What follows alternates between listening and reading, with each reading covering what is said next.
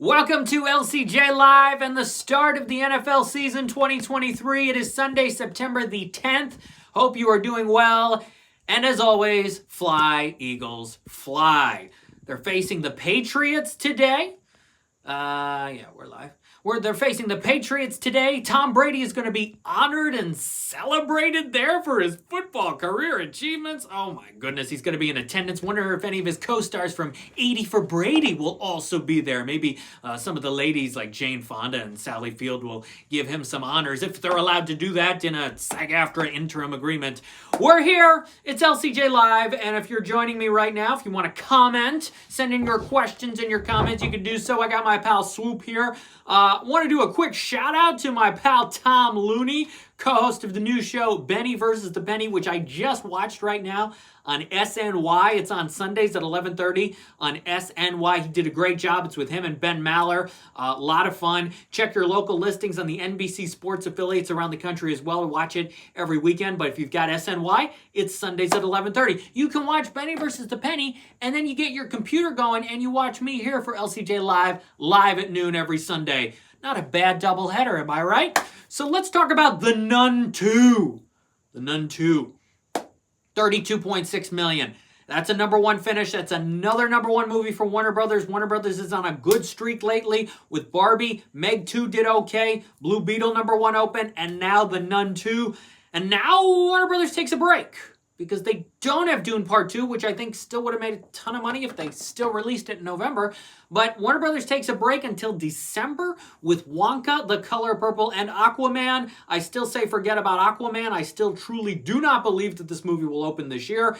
May not open ever, but I truly do not believe it will open this year. So I think Wonka and The Color Purple will stay in December. But after this Nun 2 open, Warner takes a break, takes a long break, unless they sneak something else in. I know Clint Eastwood's got another movie. I know Kevin Costner's Western is on the way at some point. So maybe we'll see something else sneak in. Maybe it's a surprise, but at this point, The Nun 2. Now, $32.6 million. It's a strong number one. Horror continues to do well this year, but the first Nun opened to $53 million and change back in 2018. So you have to wonder, okay, that's a $20-something million difference right there, less than what the first one did. I don't know. Speaking of sequels that not doing as well as the first one, My Big Fat Greek Wedding 3 opened in third place this weekend with $10 million. The last one, 2016's My Big Fat Greek Wedding 2, I want to get the exact number. It's at least a $7 million difference, I believe, from what the second one opened to in 2016. Yeah, that opened to 17.9, this opened to 10. So we're talking an $8 million difference in 7.5 years from Big Fat Greek Wedding 2 to number 3. Robbie says, are there any films at TIFF that you can't wait to see? Well, guess what? I saw a TIFF movie, and I didn't even go to TIFF. I talked yesterday with the directors of The Peasants, DK and Hugh Welchman. They did Loving Vincent. Remember Loving Vincent, the fully painted animated movie about Vincent van Gogh? Well, they've got a new fully painted movie called The Peasants based on a classic story that premiered at TIFF. I screened it as well. It is quite an experience. There are some sequences, and we get into it in a good conversation that'll be available soon. There are some dancing sequences. They truly advance the paintings and what they do with it. The painted animation, it's incredible. There are truly incredible scenes in this movie, The Peasants. I know there are a lot of other movies playing at all the different festivals, and I'll hopefully be able to see a bunch of them over the course of the award season, but a good conversation with the directors of The Peasants is coming soon. That's awesome, says Robbie. Thank you. Also, tomorrow, new AnimationScoop.com Q&A and LCJ Q&A podcast episode with Jim Capobianco. He's the director of a new stop-motion animated movie called The Inventor, which opens in select theaters this Friday, September 15. It's about Leonardo da Vinci, and it stars Stephen Fry, and it is so moving, it is so emotional, it is so funny, and it kind of sweeps you up in this story. Jim Capobianco was nominated for an Oscar for co-writing Ratatouille. He also won an Annie Award for directing the follow-up short called Your Friend the Rat. He was the animation sequence director on Mary Poppins Returns. This guy is so talented. The two directors of The Peasants are so talented, as I say over and over again, but I mean it. the most talented people working in entertainment, work in animation. So check out that episode tomorrow. I want to mention The Equalizer 3, which dropped to second this weekend with 12.1 million, a decent size drop from the 34 million and change last weekend. It's at 61.9. Going from 34 to 12 is a big drop. And if you look at the other two Equalizer movies, they both made almost equal amounts of money. The first one did 101.5. The second one did 102.1. The first one opened in September. The second one opened in July. 5 years ago, the second one. So what I say to that is a lot of people clearly wanted to go out of the gate. And I don't know, because of adult programming over the next few weeks with Haunting in Venice, which we'll get to, Dumb Money, and even The Exorcist for fans of the original, and Ellen Burstyn, and a few other movies. Even The Creator, I think, will skew a little older. There's going to be a lot of movies that adults are going to go to, and I think if you wanted to see Equalizer, you went right away. I don't know if you're going a second time. At this point, I don't think it can make another $40 million. When you drop from 34 to 12, ooh, I don't see it making another 40, so it will not equal what the other two equaled unless it has small weeks, like going to 9 to 7 to 5. Even that, I don't see another 40 million. Its goal of trying to get to 100 like the others, I think, is over. I will be very surprised if that changes. We go to Barbie, 5.9 million. It's at $620.5 million. I believe it's one of the top 12 biggest movies of all time now. Yeah, huge numbers for Barbie, of course. By the way, I was at a theater the other night. I've been catching up on some classic movies. I saw Blue Velvet, and I went to a screening of Cassandro. I'm going to review Cassandro. Mike Sargent's going to review A Haunting in Venice on our new Too Fast, Too Films podcast episode, which will be up soon at toofast2films.com. But I was at a theater the other night to see one of those two movies. I think it was for Cassandro. And there were people in front of me. What movie are you going to see? We're going to see Oppenheimer. Yeah! People are still going to Oppenheimer 8th weekend. It's amazing. Oppenheimer made another $3 million. It's at $315.1. There are still people who are going out of their way to see 3-hour Oppenheimer 8 weeks in. It's amazing. I'd love to hear you talk about more Blue Velvet more. What an experience Blue Velvet was. You know, I didn't know what to expect, but I like Kyle MacLachlan and Laura Dern together. I was with them pretty much every step of the way. Boy, Dennis Hopper is one of the most evil characters ever put on film. Isabella Rossellini also in this movie. Some of the scenes, they're just, wow, shocking, eerie, and the tone throughout, it's an interesting tone. It's a lot to take in because it almost feels like 2 or 3 different movies put together in terms of the tone. So I had to sort of get that and understand that quickly. I like Blue Velvet.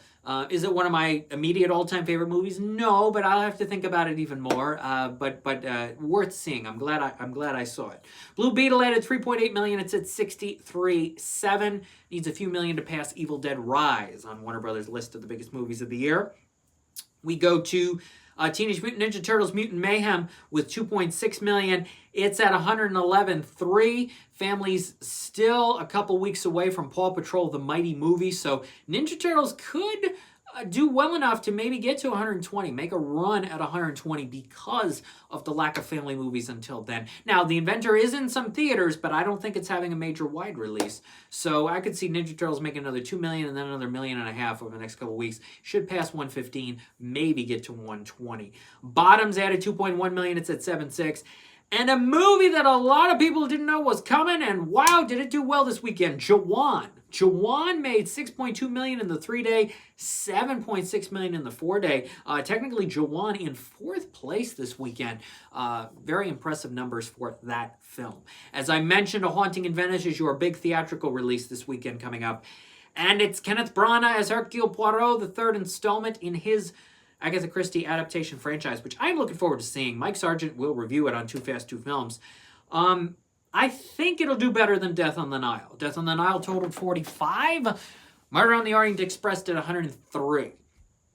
Death on the Nile released just 20 months ago, something like that, February of 2022. It only opened to 12 or 13 million, totaled 45. This has to open better than $13 million. It has to. The marketing behind this movie, the supernatural horror thriller angle that they're going after, they want young people to go to this movie. I think that's how they think that it's going to do better than Death on the Nile. If we skew younger with the tone, this was very calculated of which one to choose. If we do that, we will fall now somewhere between Death on the Nile and Murder on the Orient Express, and maybe greenlight a fourth one. We'll have to see.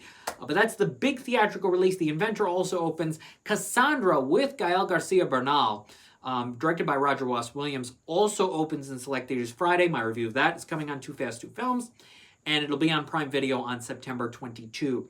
This Friday on Netflix is Love at First Sight, starring Haley Lou Richardson, a Lionsgate romantic drama that Netflix scooped up. I'm not allowed to share any thoughts on this movie until Tuesday. I saw it a few weeks ago. On Tuesday, I'll let you know what I think of Love at First Sight. Documentary on Tom Wolfe called Radical Wolf is also out Friday in select theaters, I believe. Looking forward to checking that out at some point. So, it's a football Sunday. It's the first football Sunday of the season. Fly, Eagles, fly. Hope your team does well. Hope you do well with your picks if you're in a knockout pool. And I've got Animation Scoop Q&As and LCJ Q&A podcast episodes for a lot of different movies and shows coming up. The Inventor, Krapopolis, Young Love. I'm going to be talking with Matthew A. Cherry this week. Going to talk to Mike Sargent, my friend and colleague and co-host of Too Fast, Too Films, about his new horror movie called From the Shadows, which is in theaters September 22, on Vudu September 29. He's going to be on the podcast soon.